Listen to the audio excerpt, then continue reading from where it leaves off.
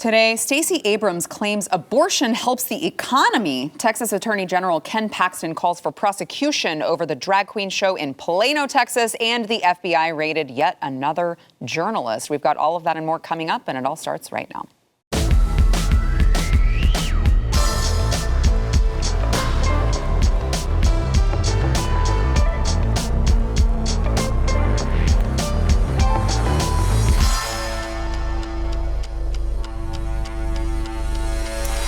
Welcome to the news and why it matters. I am Sarah Gonzalez, and today's episode is brought to you by Healthy Cell. They've got a ton of supplements. They're all delicious, so you can help with sleep, focus, just a general multivitamin. Plus, they have 165% more absorption than pills. My family loves them. We use them exclusively. You should too. You can go to healthycell.com/news. Use code NEWS for 20% off your first order. That is healthycell.com/news. I am joined today by Jason Buttrell, Chief Researcher of the Glenn Beck Program.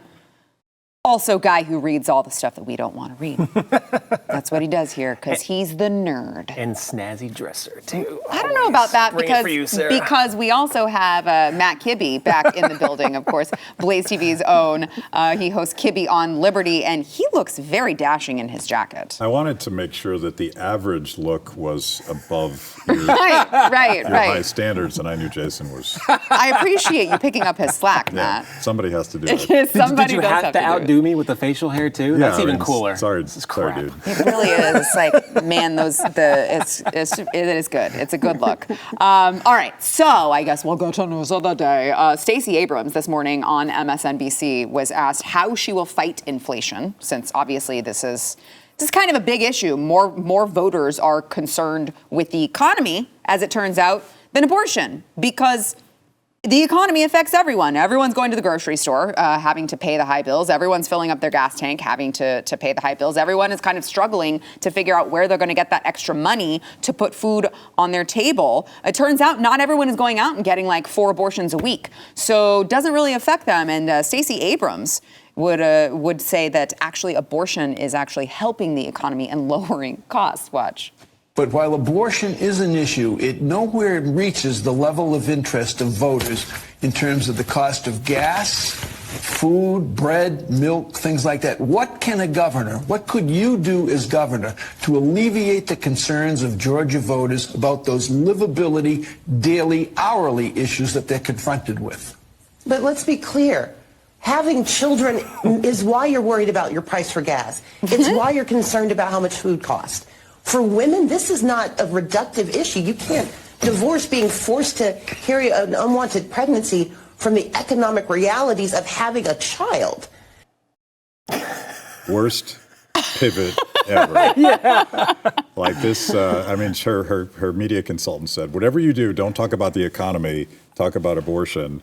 By the way, even a worser, if that's a word, defense of abortion. It's like this dumbest thing I've ever heard. Yeah, which I love that she says, but let's be clear, and then she says the dumbest thing ever. Right. It's like, oh, that's your version of let's be clear. Okay, cool. I've used to, when I first started doing TV appearances, I remember I was going on Dana Lash's show a lot, and I would always have this like response that I wanted to give, and she would give a much more intelligent question. Yeah. And in my head, I'm going, crap, that's a lot. That's pretty interesting. Okay, oh crap.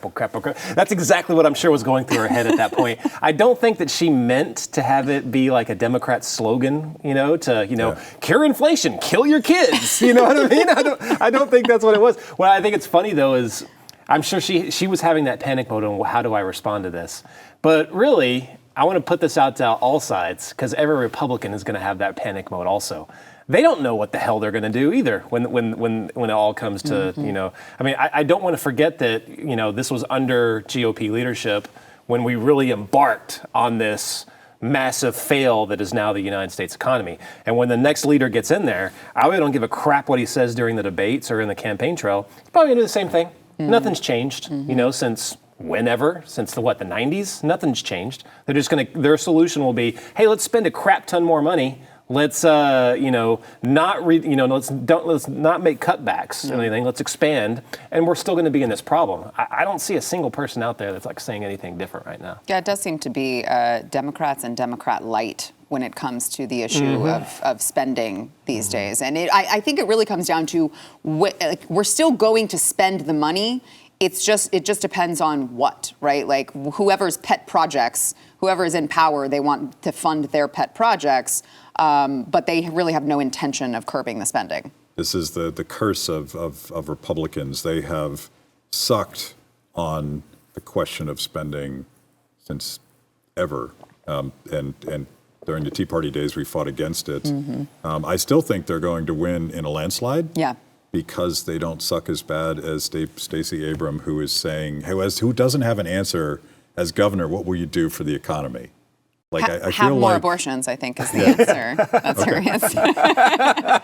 She does have an answer. It just doesn't make any sense, Matt. Well, she should run on that.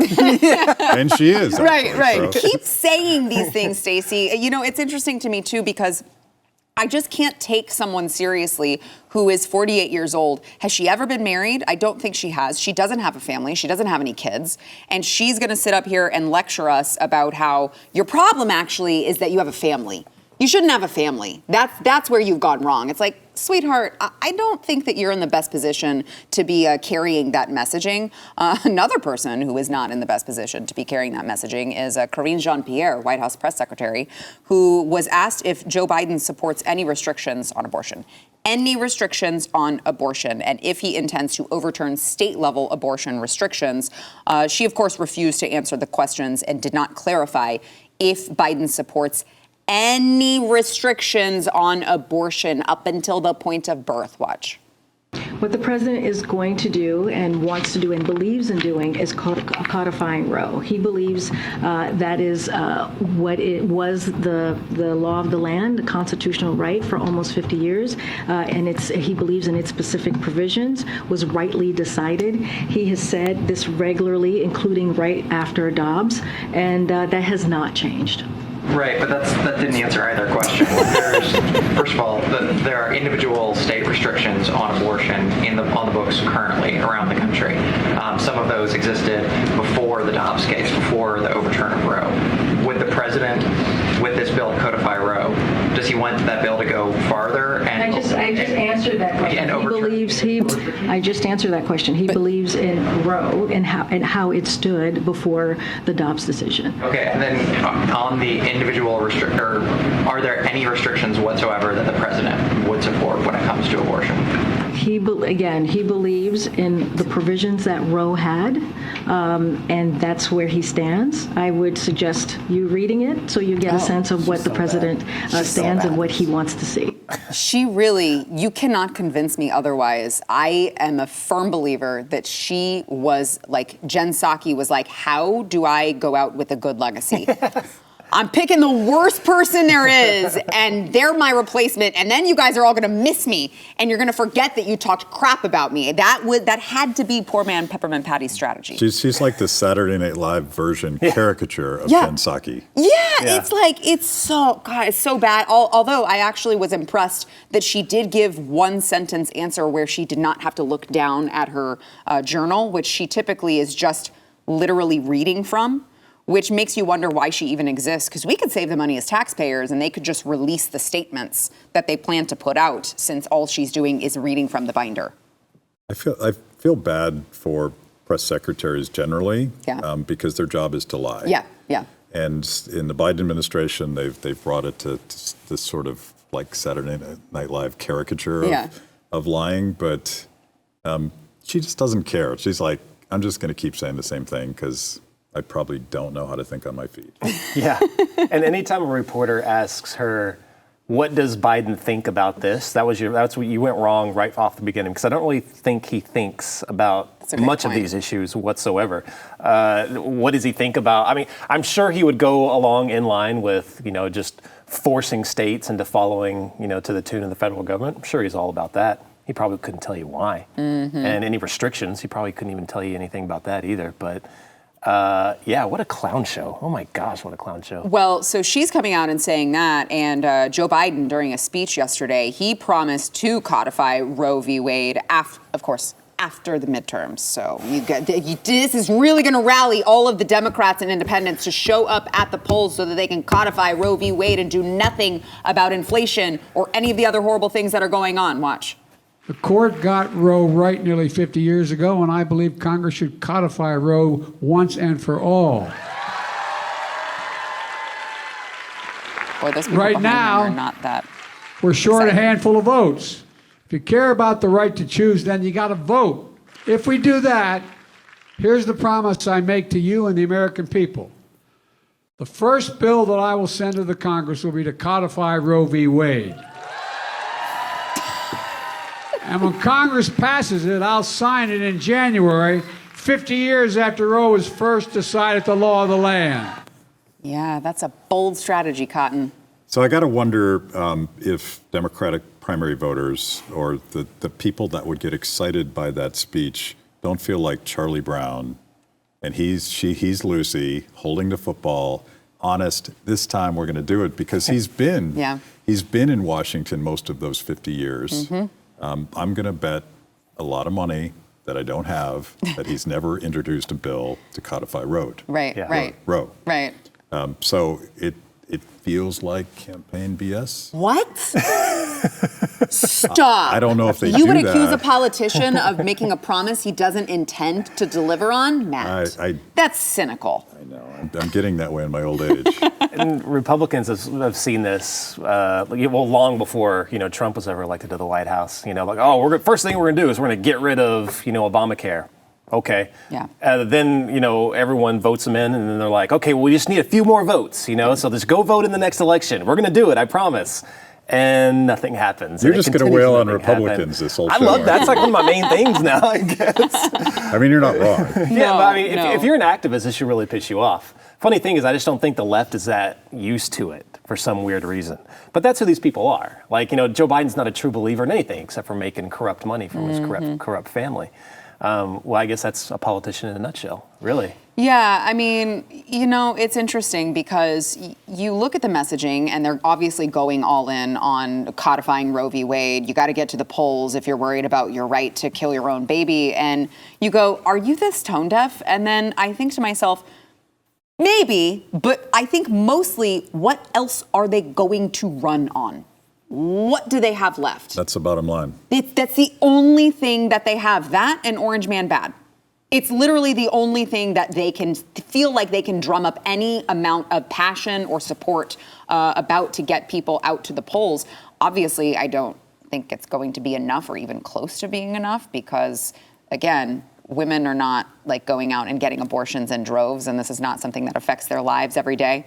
It turns out most of us women actually do love our children and intend to keep them and raise them and want them to be able to eat and put food on the table, despite Stacey Abrams telling us even if it costs more to fill your gas tank? Yeah, actually. What? Yeah, it's a really weird thing. I love my children and want them to live more than I care about paying more at the gas. Now, I hate paying more at the gas tank, but I don't think I'm going to kill my kid over it. I don't know. It's weird. I'm old-fashioned that way, Matt. I think they're terrified right now because it's not just like this, this theory or this philosophy that eventually we're going to start paying more, at the grocery store, things like that. My wife was just telling me a couple of days ago that she went to the grocery store just specifically to get eggs, and it was over $6 for a dozen. She was like, what the heck? She doesn't Dude, someone sent me a package of, it's Oscar Mayer lunch meat or whatever, and it was $12 for a package of lunch meat. That doesn't surprise me. That's crazy. Not at all. I know, and not only. The gas is an easy one, but it's amazing to watch just how terrified they are just over gas prices. Mm-hmm. That thing that just came out where they were begging the Saudis to they knew they were going to raise they were going to cut production anyway. Mm-hmm. They knew it was going to happen. They were like, "Well, just do it." Please don't do December. it before midterms. Yeah. Please don't do it before midterms. That's amazing. Yeah. They knew it and asked them to delay it after the midterms. And they were like, "Screw you, we're not going to." And we're going to rat you out about it. So now you're seeing, this depletion of the petroleum reserve. Yeah. Now they're just like it's nothing now. It used to be like a big headline if we were releasing anything outside of, just a modernizing, details with the infrastructure for it. We would do that sometimes all the time. But now, specifically for a reason, that would make headline news. Now it's millions of barrels per day, just seemingly at random. Yeah. Well, it's the Strategic Petroleum Reserve, so clearly it has nothing to do with politics and the impending electoral disaster that they're facing, because the president wouldn't do that, would he? No. That is quite the strategy. I know we have to take a break, but I do want to play one more moment from Joe Biden's speech where he claimed that he fought for the right to marry couples in their bedrooms. I don't know what. The right that I pushed hard and it finally got changed, the married couples in the privacy of their bedroom, I'm thinking about the Dobbs decision. Imagine, well, I'll get to that in a second. What? Wait, what? Now I'm worried that Joe Biden is coming to my bedroom. To marry you. Yeah. That is weird. I don't really know. He's like, wait, I'm thinking about the Dobbs decision. No, that one also doesn't apply to what you're talking about. So please explain yourself. Actually, you know what? Please don't. All right, we've got to go to a break. We'll come back with more. First, we want to thank our sponsor, Nusu Labs. So Nusu is there for those of you who maybe you need to lose a little bit of weight, but you can't control your cravings throughout the day, especially those of you who are working from home. You're constantly going into your pantry. Don't think I don't see you. I do. You're going and grabbing those salty or sweet snacks, and you're going to pay for it later. The new weight control formula from Nusu Labs is going to use biohacking technology to curb your appetite, control those unwanted cravings, and it has natural ingredients and antioxidants. It will maximize a healthy metabolism, keep you away from all of those empty calories safely. You're not going to have the jitters or anything else crazy. There's no harmful side effects. And Nusu guarantees you will lose up to 3 pounds in your first week, guaranteed, or your money back. I tried it. It's worked for me. It can work for you if you are struggling with weight loss. Please, please, please go to their website right now. Get a free bottle with your order at nusulabs.com/Y. That is NUSU labs.com/Y. nusulabs.com/Y. Texas Attorney General Ken Paxton called for the prosecution over the all ages welcome drag brunch that took place this past weekend over in Plano, Texas. I want to play a little bit more footage of, obviously I released just one cut of one particular performance that I found completely grotesque, but there was more that I want to play for you. Obviously, before I play this is the topic, so viewer discretion obviously is advised. I'm not going to say all ages welcome, okay? I'm going to say you should not have your children in the room when you watch this at all. Here is some of that footage.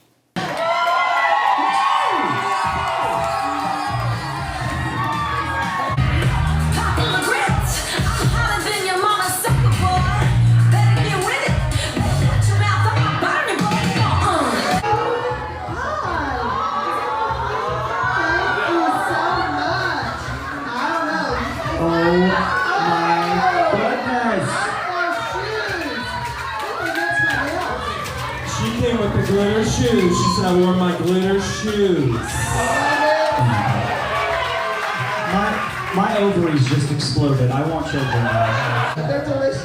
They are delicious. Yeah, they are delicious. Wait. It is unisex. It's unisex. All genders. All genders can enjoy it. Those of you who are listening, 16. who are listening on podcasts, that was it. What they were saying was unisex was a sex toy. So that's really fun. Also, I think probably, so my producer cut that clip. I think probably she actually did not include the first part of that because it is so raunchy and disturbing. I don't know if you guys saw it online. It is posted there. You can go to my social media and find it, where she's wearing a dominatrix outfit and she has a whip. And it's basically her entire rear end that's hanging out of it as she's dancing, as this little girl obviously is directly behind her. So Ken Paxton told the Daily Caller, this is grotesque, disturbing behavior. Under Texas law, local district and county attorneys are charged with taking up the mantle to protect Texas kids by prosecuting these types of totally inappropriate acts. What's more, in 2023, the Texas legislature should amend the Texas Penal Code to expressly prohibit this kind of grossly sexual conduct and empower my office to prosecute when district and county attorneys refuse. I couldn't agree more. And Attorney General Ken Paxton, a good friend of the program, I was texting with him last night about this, I want to emphasize his point, which is he's doing a whole lot for the state. He has no control over this. So we need to, as voters, as constituents, we need to be holding these lawmakers accountable whenever they start their session. We need to put pressure on the Texas comptroller, Glenn Hager, to do something, because he could do something right now today. I'm not quite sure why he chooses not to. For those of you who have not heard, I did launch a special project with the nonprofit group here in Texas, Texas Family Project. We have launched a special project called Defend Our Kids Texas, and we are going to be dedicated to shutting this crap down in this state. And then, of course, we would like to take it nationwide, because I know this is happening in a lot of other states. But I would urge you guys, if you want to go to defendkidstx.com to help, just join. I'm not asking for your money. I'm asking you to get up, get off the sidelines, and fight, because this is going on this is like conservative Texas. This is where I grew up. I went to Plano ISD. Right? This is a red state, or at least it's supposed to be. This should not be happening in Texas, but I got to tell you, if it's happening here, it's happening everywhere. And gentlemen, I want to get to your thoughts here, but I want to throw in, to my point, it's happening everywhere. Old Nick's Pub in Eugene, Oregon is advertising an upcoming event where 11-year-old drag queens will be among those performing. One Facebook post reads, "Are you excited for Drag Queen Storytime Brunch this Sunday morning? Well, let's meet our performers. Vanellope is here to show you what an 11-year-old drag queen can do. With all the charm and sweetness of a bowl of sugary cereal, Vanellope is here to brighten up your morning with her drag talent." And of course, once again, this is billed as open to people of all ages. This is great. So there's Vanellope again. There's no excuse for this. This is the sexualization of children, and this is clear child abuse. The question is, will all of the constituents across the country light these people up enough to make a change? What say you? I was just thinking about, like, my daughter. We wouldn't let her wear makeup until she was basically a senior in high school, pretty much. And it was because we didn't want her, over-sexualizing herself. Right. And that, I guess, is considered, and I guess I'm considered like an extremist on that for being like a 17, 18-year-old girl. But we're talking about little boys. I would actually just call that a good father. But go ahead. We're talking about little boys, where they're intentionally sexualizing them for what? I've gone back and forth in my mind on what all of this is about. Like, you can pretty much, there's a good majority of the country right now. You can see the line has been drawn, and this is how you can do a good sanity check on the people you talk to. One side says there's absolutely nothing wrong with that. And they're promoting it, and they're making it a political issue. The other side is horrified. And like, what are you doing? What the hell is this all about? I keep on going back in my mind to an old KGB defector. His name was Yuri Bezmenov. I don't know if you guys have heard of him. Back in the 80s, he was a KGB agent, defected, I think, to Canada, and he traveled around to some colleges, and he did a presentation on what the Soviets were trying to do in America. So basically, they released a virus, we'll look at it that way, into the country. And it was plain and simply just to demoralize the country. So they attacked religion, they attacked every single different institution, and they just let it go. They didn't really have to do anything. They just introduced these things into college campuses and other places, and they just let it fester. Well, it never went away. But when I look at things like this, and he was talking about demoralizing people, destroying religion, completely perverting people's minds and how they think about this. So basically, in the end, anyone that hasn't been, hasn't taken a part of this, they're defeated. They don't know what the hell to do. Like, I look at that, I don't know what the hell to do on something Join my like organization, that. Jason. Let's go, baby. We are not. Look, I'm tired of people watching it after it happens on their TVs and going, wow, that stinks. We should really do something about that. And then not doing anything. Like, I am a mom. I have a life too. I work a lot, and I'm asking people to go with me to these places. I'm trying to expose it, but there's so many other things we can do. We can have the men of the community showing up and causing a ruckus and making sure that this doesn't happen in their communities. There's so much we can do, but we need people to get involved. That's what you can do. Yeah. So the origins of a lot of this seem to have come out of the school system. Is that correct? I'm learning here. Yeah. Libraries. Because the The one question I have, I'm trying to apply a libertarian filter to this because that stuff's disgusting. Right. And the parents that would do that to their kids are disgusting. But I don't want to get the government to get into the business to start parenting because it'll be a slippery slope. So when the government schools are doing it, stop it by every legal means necessary. Who are we going after? Are we going after the establishments or the parents in this particular case? Well, I would say first and foremost, this is sexual child abuse, in my opinion, and the parents should have repercussions. I also don't think just as a strip club cannot allow children into their venues if you're performing the same types of sexual acts.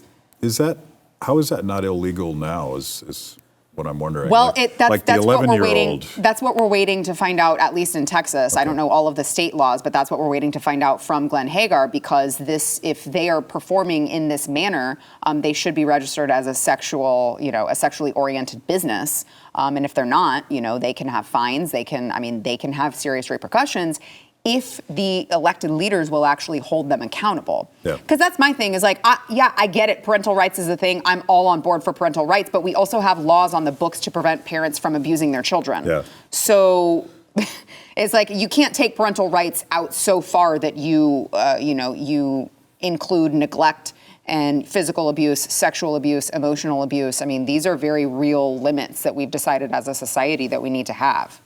Yeah, I agree with those limits. I just don't want to give tools for the next government that actually wants to take away parents' rights on something like sexual transition, right? We need to make sure that we don't create tools that they can use because you're abusing your child because your child wants to be a girl now. So I'm learning I don't understand where that line is, but I always lean towards I think we should culturally shame people that do this. I think we should use the power of community to shut it down. But I'm a libertarian. I'm always afraid of government involvement. Yeah, okay, I respect your opinion. That's where I differ, though, because I'm if you're allowing your young child to say that they're a girl and live as a girl, I actually also think that that's abusive because as a parent, it is your job to, teach them right from wrong and what are absolute truths. And when you're not doing that and you're confusing the child on purpose, I actually think you're contributing to the problem. Matt brings up a very good point right now because I think there's even a fissure within the right on how do we respond to some of these things. Right. And, a lot of people that consider themselves part of the new right are much more aggressive on what to do. And I mean, I've even heard some people throw out words like Pinochet and stuff like that. I mean, that's more the far end on it. But even still, they're so I think there was a bill in some state, I can't remember, I was reading about this a couple of days ago, about how they were trying to make it, illegal for parents to have their kids use different pronouns or something like that. And your first thought, and especially if you're on the right, is right? I want to protect the kids on that. But then you got to take a step back because the first thought that went to my mind was, well, what if that is also used the next time I want to do a homeschool and teach my kids the Bible? Have their education filtered through a Christian lens? Can that be turned against me? Yeah, so I would just say they're having the FBI show up at pro-life activists' doors and raid their homes and arrest them. They don't need us to set a precedent in order for them to do what they're going to do anyway. They're already going to do that. They already are doing that. So for me, I'm less concerned with the precedent because they're going to do it anyway. They don't even need a precedent. Cat's out of the bag. Yeah, exactly. So, all right, I'm sorry. We went long here. We got to take a quick break. First, we want to thank our sponsor, Birch Gold. So we talked earlier about inflation. It should come as no shock to you. The stock market has been in absolute turmoil. And what is our brilliant leader, Joe Biden, doing to quell the surge of inflation that is destroying all of American families? So they think that they're going to actually just spend more money, and that's good. They're going to spend their way out of inflation, and that's going to be what solves the problem. Except it's not. So don't bury your head in the sand while your savings get decimated. You got to do something about it. Call Birch Gold. They have an A+ rating with the Better Business Bureau. They've got a ton of five-star reviews, thousands of satisfied customers. You can text the word Y to 989898. They're going to send you a free information kit on protecting your savings with gold in a tax-sheltered account. They have the experience converting these IRAs and 401ks into precious metals IRAs. Do not continue to allow the left to devalue your savings. Text the word Y to 989898. That is Y, W-H-Y, to 989898. The CDC's Advisory Committee on Immunization Practices is expected to announce later this week that the COVID-19 vaccine will be added to the list of required childhood vaccines. So let me just, as a reminder, if the CDC puts the COVID-19 vaccine on the child immunization schedule, it could trigger some state requirements for kids to attend school. And I hate to say I told you so, but I kind of don't hate to say I told you so. I actually predicted multiple times that this would happen. One of them being back in June when the CDC was caught using false data to justify recommending the COVID vaccine for children. This is, of course, because of the liability protection that comes with childhood recommended vaccines. Let's watch what I said back in June. Here's the thing, Eric. When you have a vaccine that is included in a childhood immunization schedule that the CDC recommends, all of the childhood vaccines now get the same liability protection that you get under the EUA. So now, if it is a childhood vaccine, they are still shielded from being sued. If their vaccine maims or kills or permanently disables or anything happens to them, they now cannot be sued and they have protection if it is a childhood vaccine.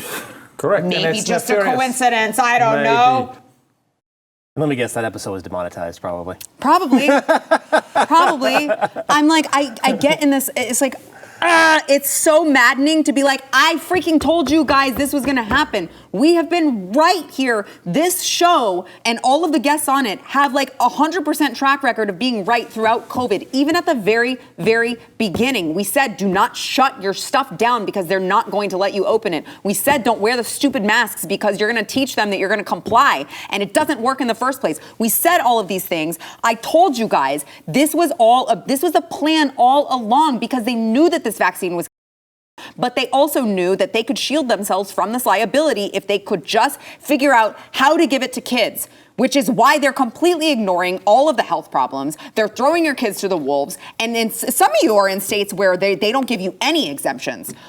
Please, guys, I want to get your thoughts on this, but please, wherever you are, whatever state you are in, please go check the requirements. If you have your kids in public schools, go check, because oftentimes, even in Texas, I hear people say, well, you have to get them if your kid goes to public schools. No, you don't. It is a lie. They want you to think that. It is very easy here in Texas to go online on the government's website and go ask for an exemption form. They mail it to you. You go get it notarized. You turn it into your school and you're done. And that's it. And you can choose which ones you want and not choose the rest, whatever. But please be informed about these requirements because they don't give a flying F about your children or their health. I just want you to keep rolling on this. It makes me so mad. It's like, God, you guys, and my hope is that at least the silver lining of COVID of the last 2 years has been that perhaps the American people have woken up to the fact that the government is not here to protect you. The government agencies are not here to look out for you. They don't give a crap about your health. Case in point, researchers at Boston University say they have developed a new COVID strain that has an 80% kill rate in mice. So that whole gain of function stuff that we were saying was like probably a bad thing and I don't know, maybe led to all of the destruction that COVID caused in the first place. They extracted the spike protein from Omicron and attached it to the strain first detected at the onset of the pandemic. And this is what we're doing. What, Matt? What could possibly go wrong here? This is like what it took me a while to figure out is that there is a pandemic industrial complex financed by the federal government that goes back to 2001. Actually precedes that, where the bioterrorism fears led us to giving Fauci all this unchecked power. They doubled his budget. They created NIAID as the center of all research everywhere, and they were creating viruses, finding viruses, manipulating viruses, and then coming up with a plausible vaccine for all of that. So they have to follow through. Like this is a machine, a zombie that's just going to charge through. And you're right, they don't give a damn about your kids. They don't give a damn about the fact that this virus, if they leaked it, would kill 80% of the world, because they have their blinders on and they got to keep the funding running. And they also don't have any sort of sense of their own humility. They're like, I am smart enough to redesign the entire world from the top down. Yeah. I am the science. They are the science. Yes, that is exactly what they think. It's like it is. I picture this every time we say it in that manner. It's capitalized, right? The T is capitalized, the S is capitalized. And there's a little TM at the end of it for trademark, because it's like they are the all-encompassing science. And we now sort of know that Fauci wasn't actually lying, because he controls the entire process, because he was weaponized to fight bioterror. And now he is the terror. Yeah. I don't think we fully, you talk about did you call it the pandemic industrial complex? I love that. I like love too. that. I don't think we even realize just how far that goes. Yeah. I've brought this up on several of your shows before, but we did a show where we found it was like a material transfer agreement between the federal government and Moderna. And on one of the pages, one of the final pages of it, it says you agree that I think it said coronavirus vaccine candidate is jointly owned by the U.S. government and Moderna. Mm-hmm. And I was like, I looked at that and it just blew my mind. I was like, what do you mean jointly owned? What does that even mean? Well, I read further in it, and then near the end, it talks about the things that are required if they ever do get an actual vaccine, which they actually have now. But it talked about annual royalties to be paid from Moderna from the sales they make back to the federal government. Even the hubris of this is amazing. It even has a bank account where these royalties are supposed to be paid at the Fed. I mean, and this is, so, I mean, just imagine how deep that goes. How many other, like this, like things that we're probably not supposed to know about, where they come up with a new strain of coronavirus that they're already preparing a vaccine for. It's all nationalized. Yeah. And by the way, going back to the CDC thing, they're pulling a Fauci because Fauci loves to say, I didn't say that. I didn't force anybody to lock down. I didn't force people to close schools. The CDC, in response to Tucker Carlson's piece, said, we're only recommending things. Right. We have no authority to tell anybody to do anything, right. which is a complete lie. Right. Because the states and the districts will say, well, the CDC says you have to do this. Yeah. So it's a vicious cycle, but it all fits together. Like the pandemic industrial complex is going to impose all this stuff on us. And one small piece of that is protecting pharmaceutical companies from being liable for the damage they do. Mm-hmm. Do I have your permission to use that phrase? Yes. That's amazing. I love it. There's no TM. You're way smarter than me, so I appreciate you. That is really amazing insight, Matt. You're cool too, Jason. All right, we got to take a quick. You should break. get a tie. We'll be back. Yeah. Never heard. I heard it. In April, Emmy-winning ABC News producer James Gordon Meek was raided by the FBI. The raid allegedly turned up classified information on his laptop. Now, strangely enough, he has not been seen in public since the raid. His apartment appears empty. His neighbors haven't seen him, and he resigned very abruptly. He worked on a report about the 2016 Orlando shooting, as well as a report on the 2017 Las Vegas shooting, which I would just like to remind you guys we still don't have answers on. His current project before the raid was a book titled Operation Pineapple Express, which is, of course, a critical book of the Biden administration's withdrawal from Afghanistan and highlights a group of American veterans who helped evacuate American citizens from Afghanistan. And his attorney told Rolling Stone, Mr. Meek is unaware of what allegations anonymous sources are making about his possession of classified documents. If such documents exist, as claimed, this would be within the scope of his long career as an investigative journalist covering government wrongdoing. Just find it really strange. He was criticizing the Biden administration, and the FBI raided his home, and now nobody has seen him. Yeah, this sounds almost to the letter exactly what happened under Obama during the James Rosen affair. There were multiple AP reporters, same thing. But I don't want to just put it on, I don't want to make it sound like the FBI is just a tool of one party or the other. because, and I don't remember the FBI being so blatant about what they actually stand for than today, which is very wild. Now going back towards, all the Russiagate stuff and all that, when we've just kind of got through the looking glass of how they actually are. The FBI's never changed. One of their founding members was J. Edgar Hoover, for F's sake. All right? So they're not, they're basically like a secret although there is a secret service, but they're like a secret. I got the I was swear close. jar I was ready. close. That's like a half swear jar. They were basically a secret police for sometimes the government, sometimes whatever's politically advantageous for them. So I don't really think that justice is, and I'm not talking about the rank and file FBI guys. I think they're just doing their job, and I think a lot of times they do actually do well. I mean, you never hear about some terrorists that get caught, rolled up on, and they stop that. Yeah. But the people at the very top, I don't think that they've changed a lick since J.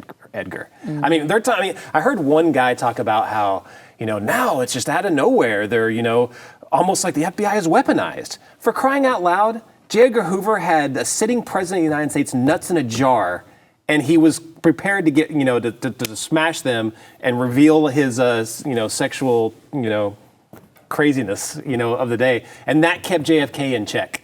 I mean, this is not like conspiracy. That's what happened, for crying out. They've never changed. They're exactly the same. You need to get rid of the FBI, abolish the FBI. Absolutely. There's nothing the states can't handle that they now say that they take care of. Right. Everybody watching has a homework assignment. Google Ron Paul deep state and just watch YouTube videos all night, because we were warned when you give governments so much power, they're going to abuse it. It's about them. It's not cynical, and this is sort of public choice 101. We economists talk about this stuff. You don't want an unaccountable federal agency with that kind of power, because of course they're going to use it against people.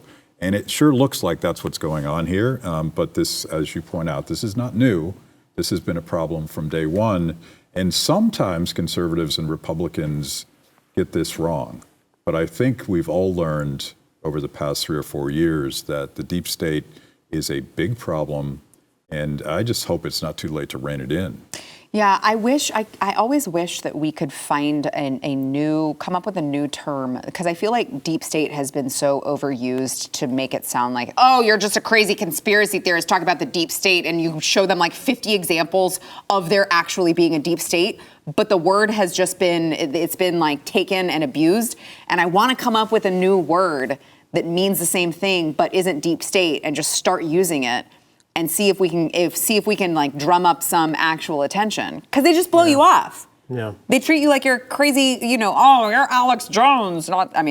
Alex Jones has been right about a lot, to be fair, wrong about a lot too. But it's like, it's so frustrating. Yeah, Real quick, last word. Well, it's kind of like there's a CIA quote about, we'll just call it conspiracy theory, and that instantly shuts it down. I think that was from the CIA. And I think the left has done a good job with using the tinfoil hat terms, or saying, oh, they're talking about a cabal somewhere. Yeah. No, it's corrupt bureaucracy is pretty much what it is. Yeah. All right, we got to take a quick break. We will be back.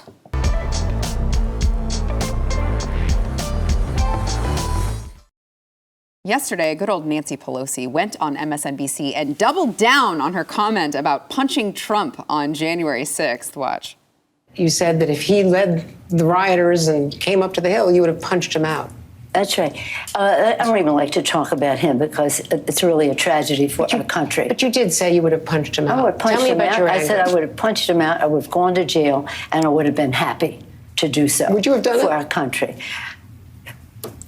He wouldn't have had the courage to come to the Hill. He's all talk.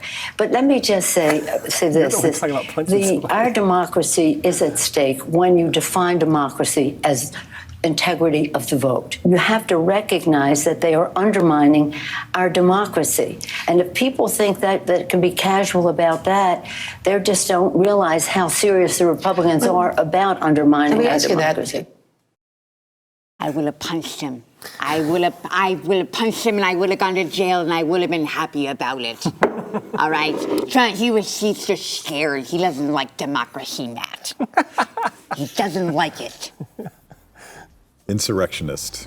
He's an insurrectionist. I would have punched him. I would have punched him right in his orange face. I would have punched him. I'm gonna drink now. I hope you all follow both of these gentlemen on social media, and we'll see you tomorrow.